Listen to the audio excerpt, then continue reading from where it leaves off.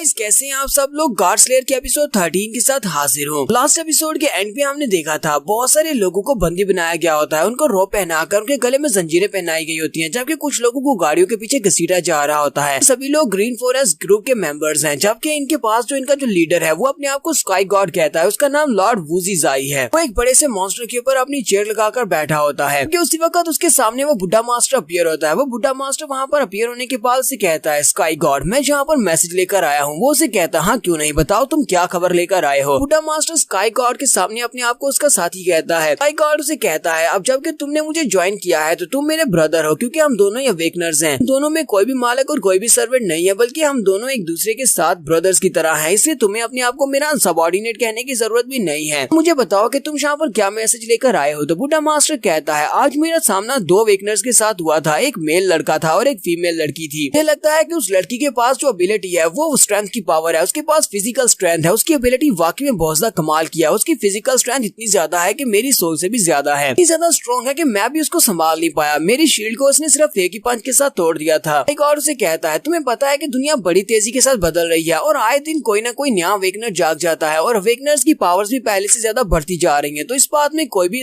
बड़ी बात नहीं है कि उस लड़की के पास फिजिकल स्ट्रेंथ की एबिलिटी है। तुम यहाँ पर मुझे सिर्फ इस लड़की की कॉमन एबिलिटी के बारे में बताने के लिए आए हो। बुढ़ा मास्टर स्काई गॉड से कहता है, नहीं नहीं, मैं यहाँ पर सिर्फ और सिर्फ यही बात तो बताने के लिए नहीं आया, बल्कि एक और बात है। जिस लड़की से ज्यादा इंटरेस्ट तो उस लड़के में है, वो लड़का अवेकनर। हालांकि वो इतना ज्यादा स्ट्रॉन्ग नहीं है, लेकिन उसके पास जो स्पेशल एबिलिटी है वो बहुत ज्यादा स्पेशल है। क्योंकि मुझे लगता है कि उस लड़के के पास जो एबिलिटी है वो आपकी एबिलिटी के रिलेटेड है। आप दोनों की एबिलिटीज एक जैसी हैं। स्काई गॉड से कहता है, मेरे पास तो बहुत सारी एबिलिटीज हैं, क्योंकि अवेकनिंग के बाद मुझे बहुत सारी पावर्स मिली हैं। मुझे ये बताओ कि तुम कौन सी एबिलिटीज के बारे में बात कर रहे हो कि उसकी एबिलिटी मेरे जैसी है। तो बुढ़ा मास्टर से कहता है, आपके पास जो सबसे पहले वाली एबिलिटी थी बिल्कुल वैसी उसकी भी एबिलिटी है। एक और ये बात सुनने के बाद हल्का सा मुस्कुरा देता है। फिर साथ ही वो अपने हाथ में अपनी पावर्स को रिलीज करता है और कहता है, ये बात तो तुमने बहुत ज्यादा इंटरेस्टिंग कर दी। अब तो मुझे भी उस लड़के में इंटरेस्ट हो रही है। लगता है कि उस बुढ़े खूसट को अपने लिए एक सक्सेसर मिल गया है। उसने अपनी पावर्स को एक बच्चे को दे दिया। ये कोई बड़ी बात नहीं है, वैसे भी वो बच्चा इन पावर्स को संभाल नहीं पाएगा। तब मास्टर स्काई गॉड से कहता है, स्काई गॉड तो क्या हम लोग उस लड़के को ढूंढना स्टार्ट करें, क्या हम उसको पकड़कर आपके पास लेकर आए। स्काई गॉड से कहता है, चलो मेरे एक सवाल का जवाब दो। अगर तुम्हारे पास बहुत सारा पैसा हो, तुम एक अरबपति हो, क्या तुम किसी भिखारी से पैसे के लिए फाइट करोगे? नहीं करोगे ना। तो फिर मेरे पास तो बहुत सारी एबिलिटीज है, तो फिर मुझे उस बच्चे की एबिलिटीज के लिए उससे फाइट करने की क्या जरूरत है। फिलहाल के लिए उसको ऐसे ही छोड़ दो। इस वक्त वो हमारे इलाके में नहीं है, बल्कि वो डेसोल्यूशन कल्ट वालों के इलाके में है। हालांकि मैं बहुत ज्यादा पावरफुल और मेरे लोग भी काफी ज्यादा पावरफुल है और हमारा ग्रुप भी काफी बड़ा है, लेकिन हम लोग डेसोल्यूशन कल्ट वालों का मुकाबला फिलहाल तो नहीं कर सकते, क्योंकि वो पागल हैं। फिलहाल के लिए इस बात को यहीं पर छोड़ दो, हम लोग नेक्स्ट टाइम इस बारे में बात करेंगे। जबकि बुढ़ा मास्टर सोच रहा था, इसने कहा कि नेक्स्ट टाइम इस बारे में बात करेंगे। क्या नेक्स्ट टाइम भी कोई आने वाला है? अरे इस बात का क्या मतलब है कि नेक्स्ट टाइम बात करेंगे। साथ ही बुढ़ा मास्टर से कहता है, ठीक है स्काई गॉड, मुझे समझ आ गई। फिर वो अंदर से सोच रहा होता है। फिलहाल के लिए इसने उस लड़के के बारे में जरा भी केयर को शो नहीं करवाया, लेकिन मुझे लगता है कि ये अंदर से इस बात को बहुत ज्यादा केयर करता है और एक ना एक दिन इसे उस लड़के को पकड़ना पड़ेगा। यहीं से हमारा नेक्स्ट सीन डेजर्ट के एक दूसरे हिस्से का दिखाया जाता है, जहाँ पर एक गाड़ी बड़ी स्पीड से आगे की तरफ भाग रही होती है, जबकि उसके अंदर जो लोग बैठे होते हैं वो ड्राइवर से कह रहे होते हैं और ज्यादा तेज चलाओ, क्योंकि मॉन्स्टर्स उनके पीछे लगे होते हैं। काफी सारे मॉन्स्टर्स उनकी गाड़ी का पीछा कर रहे होते हैं, जबकि उनकी गाड़ी इतनी ज्यादा तेज नहीं होती। गाड़ी के अंदर जो लोग बैठे होते हैं उनमें से एक कहता है, कुछ खाना उन मॉन्स्टर्स की तरफ फेंक दो ताकि वो लोग थोड़ा सा स्लो हो जाएं। लोग कहते हैं, गाड़ी के अंदर जितना भी खाना था वो हम लोग पहले ही फेंक चुके हैं, अब तो हमारे लिए खाना भी नहीं बचा। ऊपर से ये सारे के सारे बीस्ट जो है ये सिर्फ मीट खाते हैं, मीट के अलावा ये कुछ भी नहीं खाते। हमारे पास तो सिर्फ कुछ ड्राई फूड ही बचा है और ड्राई फूड फेंकने का कोई फायदा नहीं है, ये उसे खाएंगे नहीं। हम लोग यहाँ पर क्या करेंगे? क्या हम सभी लोग यहाँ पर मरने वाले हैं? जबकि दूसरा साथी उसे कहता है, अब हमें इस बारे में क्या पता होगा, क्यों ना हम लोग तुम्हें उठाकर बाहर फेंक दें, हमें थोड़ा सा टाइम मिल जाएगा। क्योंकि उनकी गाड़ी में अंकल ली की वाइफ और उसकी बेटी भी बैठी होती है। वो दोनों वहाँ पर बड़े ही आराम से बैठे होते हैं, जबकि एक बूढ़ा आदमी उनकी तरफ देखता है। वो अंकल उनकी तरफ देखकर कहता है कि मुझे यहाँ पर कुछ मिल गया है, हम यहाँ पर अपने आप को बचा सकते हैं, सभी लोगों की जान बच जाएगी। इसके लिए पहले हमें यहाँ पर किसी का सैक्रिफाइस देना पड़ेगा। तो वो अंकल जल्दी से आगे बढ़ता है और उस छोटी बच्ची को उठा लेता है और कहता है, चलो हम लोग इस लड़की को पहले उठाकर फेंक देते हैं। कि ये सभी लोग उसे कहते हैं, ये तुम क्या कर रहे हो, कहीं तुम पागल तो नहीं हो गए। बच्ची की माँ भी उसे कहती है, तुम पागल हो गए, मेरी बेटी को छोड़ो, तुम इसको ऐसे नहीं फेंक सकते। उसकी माँ उस बंदे को लाउली कह रही होती है। लाउली जो है ये अंकल ली का भाई है, इस छोटी बच्ची का चचा भी लगता है। लाउली के जो बाकी के साथी होते हैं वो भी चिल्लाकर उसे कहते हैं, लाउली तुम पागल हो गए हो, ये एक इंसानी बच्ची है, तुम एक बच्ची को यहाँ पर कैसे फेंक सकते हो, तुम एक कातिल बनना चाहते हो। लेकिन लाउली चिल्लाकर उन सभी से कहते हैं, क्या तुम्हें लगता है कि मैं एक पागल हूँ जो एक बच्ची को उठाकर फेंक रहा हूँ? मैं हम सभी की जान बचा रहा हूँ। ये लड़की तो वैसे भी बीमार है, इसके सर में ब्रेन ट्यूमर है, इसके दिमाग में जो ब्रेन ट्यूमर है वो तो ठीक होने वाला नहीं है, क्योंकि मेडिसिन भी नहीं है, डॉक्टर्स भी नहीं है, कोई इसका इलाज नहीं कर सकता। तो ये लड़की यहाँ पर हमारी जान बचाने के लिए अपना सैक्रिफाइस दे सकती है, तो हमें इसको फेंक देना चाहिए। बाकी के सभी लोग भी उसकी बात सुनने के बाद आगे से खामोश हो जाते हैं। तो वो सिर्फ उस छोटी बच्ची की मदर ही चिल्ला चिल्ला कर उसे कह रही होती है, ये मेरी बेटी है, तुम इसको इस तरह वहाँ पर फेंक नहीं सकते। लवली उसे पीछे की तरफ धक्का देते हुए कहता है, भाभी तुम्हें तो अच्छी तरह से पता है कि इसके सर में ब्रेन ट्यूमर है और ये कभी भी ठीक नहीं होने वाला, वैसे भी तो ये कुछ सालों में मरने वाली है, इसे इसकी दर्द से आजादी दे देते हैं और हम सभी की जान भी बच जाएगी। हमारा हस्बैंड शैनली और लूली वो दोनों ही गायब है, हमने देखा था कि बैंडिट्स उनको पकड़ कर ले गए थे। तुम्हारा हस्बैंड और लूली दोनों मर चुके हैं, वो वापस नहीं आने वाले, तो इस बच्ची को भी जिंदा रखने का क्या फायदा। वो इसके लिए इलाज ढूंढने के लिए गए थे, लेकिन अब जब वही वापस नहीं आएंगे तो इसका इलाज कैसे होगा। ये तो पहले से मर चुकी है, तुम इस बात को एक्सेप्ट क्यों नहीं कर लेती। तुम सिर्फ एक विधवा औरत हो, क्योंकि एक बीमार बच्ची के साथ इस दुनिया के ऊपर बोझ हो। अपने हस्बैंड के मरने के बाद तुम यहाँ पर अपनी बच्ची के लिए कैसे ट्रीटमेंट ढूंढ पाओगी। अंकल ली की वाइफ ये बात सुनने के बाद वहीं पर बैठकर रोना शुरू कर देती है। वो छोटी बच्ची भी वहाँ पर रो रही होती है और उसके अंकल उसे उठाकर गाड़ी से बाहर की तरफ फेंक देते हैं और वो चिल्लाते हुए गाड़ी से बाहर गिर जाती है। साथ ही उसकी माँ वहाँ पर एक जबरदस्त चीख मारती है। ऐसी वो छोटी बच्ची को वहाँ पर गाड़ी से नीचे फेंक देते हैं। वो सारे के सारे मॉन्स्टर्स उसके बहुत ज्यादा करीब पहुँच जाते हैं उसे खाने के लिए। लड़की के हाथ में उसकी बुक होती है, वो अपनी बुक को खोलती है। उस बुक के अंदर उसने तस्वीर रखी होती है जिसमें उसकी मदर और उसके डैड अंकल ली की तस्वीर होती है। वो उनकी तरफ देखती है और कहती है, डैड गुड बाय, मैं आपको दोबारा नहीं देख पाऊंगी। वो अपनी मॉम को गुड बाय बोलती है। उसी वक्त वो मॉन्स्टर अपना बड़ा सा मुंह खोलकर उस लड़की को खाने के लिए आगे बढ़ती हैं। उसी वक्त हमारा लूली वहाँ पर आ जाता है। लूली उन मॉन्स्टर्स के ऊपर अटैक करते हुए मॉन्स्टर्स को मारना स्टार्ट कर देता है कि वो उस लड़की को बचा सके। लूली कहता है, तुम सभी लोगों को मरना होगा, तुम लोग इस बच्ची को नुकसान नहीं पहुँचा सकते। सारे मॉन्स्टर्स को मारने के बाद लूली उस छोटी लड़की को अपने गले से लगा लेता है। वो लड़की समझ जाती है कि उसके डैड वापस नहीं आए, इसका मतलब उसके डैड मर चुके हैं। वो उसे कहती है, ब्रदर मैं तुम्हारे पर इस बात का ब्लेम नहीं डाल सकती, डैड वापस नहीं आए बल्कि तुम अकेले वापस आए हो। इस बात से खुश हो कि तुम अकेले वापस आ गए। जानमिंग ने वहाँ पर एक बड़े से मॉन्स्टर को मारने के बाद उसे उठाया होता है और वो उनसे कहती है, लूली आज की खाने का तो बंदोबस्त हो गया, आज रात हम इसी को फ्राई करके खाएंगे, हम इसके मीट को भून कर खाने वाले हैं। कि हमारा लूली उसे कहता है, चुप करो, तुम इस छोटी बच्ची को डरा रही हो। वो उसे कहती है, अच्छा अच्छा ठीक है। लूली उस लड़की से कहता है, लिटिल क्वीन अब तुम्हें ज्यादा परेशान होने की जरूरत नहीं है, मैंने एक जगह ढूंढ ली है जहाँ पर बहुत सारे लोग हैं और वो सभी लोग बहुत ज्यादा अच्छे हैं। मैं वहाँ पर लेकर जाने वाला हूँ, वहाँ पर खाने की कोई भी कमी नहीं है और ना ही तुम्हें किसी से डरने की जरूरत है, वो तुम्हें सेफ रखेंगे। मुझे लगता है कि वो लोग तुम्हारा इलाज भी कर पाएंगे, उनके पास काफी सारे डॉक्टर्स भी हैं। कोई उसे कहती है, क्या वाकई में, तो क्या हम लोग मदर को भी अपने साथ लेकर जा सकते हैं, मैं अपनी मॉम को भी वहाँ पर लेकर जाऊंगी। लूली उसे कहता है, हाँ क्यों नहीं, हम लोग तुम्हारी मदर को भी लेकर जाएंगे, चलो उनके पीछे चलते हैं। वो लोग सामने की तरफ जा रही होती है। वो लोग सामने की तरफ देखते हैं तो उनकी गाड़ी काफी दूर तक निकल जाती है। उसी वक्त उनके ऊपर पर्पल कलर की लाइटनिंग गिरती है और गाड़ी में एक जबरदस्त धमाका होता है और उस गाड़ी में जितने लोग होते हैं वो सभी लोग मर जाते हैं। लूली और लिटिल क्वीन दोनों ये देखकर बहुत ज्यादा हैरान होते हैं। लिटिल क्वीन वहीं पर रोना शुरू कर देती है क्योंकि उसी गाड़ी में तो उसकी मॉम बैठी हुई है, पहले उसके डैड मार गया और अब उसकी मॉम भी मर चुकी है। तो लूली लिटिल क्वीन को फिर से अपने गले से लगा लेता है। लूली सोच रहा होता है, मुझे पहले से बताया गया था कि आज मेरी किस्मत बुरी होने वाली है, ये लोग मुझे इतनी आसानी से मिल गए, लगा शायद ये मसला हल हो गया, लेकिन असल में मुझे मसला तो अभी शुरू हुआ है। लूली जानमिंग का हाथ पकड़ता है और उसे कहता है, चलो जल्दी से यहाँ से निकलो, हमें यहाँ से जाना होगा। वो लोग यहाँ से भागकर जा रहे होते हैं जबकि जानमिंग उसे कहती है, इतनी जल्दी क्या है, मैंने तो अभी तक उस बड़े से मीट को रोस्ट भी नहीं किया, रुको मुझे इसके मीट का टुकड़ा तो लेने दो। तो उसी वक्त उन्हें पीछे से आवाज आती है, कोई उनसे कहता है, तुम लोग यहाँ पर अभी अभी तो आए हो, तुम लोग यहाँ से जा कैसे सकते हो, थोड़ी देर रुको तो सही, मुझसे बात तो करो। जहाँ पर गाड़ी में धमाका हुआ था वहीं से एक लाइटनिंग का बना हुआ बॉल इनकी तरफ आगे बढ़ता है। वो बड़ी स्पीड से इनके करीब आता है, इनके पास आकर घूमना शुरू कर देता है और वहीं पर इनके काफी सारी लाइटनिंग चमकती है और उस लाइटनिंग के चमकने के बाद ये सभी लोग बहुत ज्यादा हैरान होते हैं। ऊपर की तरफ देखते हैं तो ऊपर फायरवर्क्स होते हैं। लाइटनिंग के आपस में टकराने की वजह से काफी सारे फायरवर्क्स क्रिएट होते हैं। ये सभी लोग कहते हैं ये हो क्या रहा है। इस वक्त वो लड़की उनके सामने अपीयर होती है जिसने उस गाड़ी के ऊपर अटैक किया था और जिसके पास लाइटनिंग की एबिलिटी है। वो उनसे कहती है, तुम सभी लोग हमारे गेस्ट हो, तो ये फायरवर्क्स तुम्हारे वेलकम पार्टी के तौर पर हैं।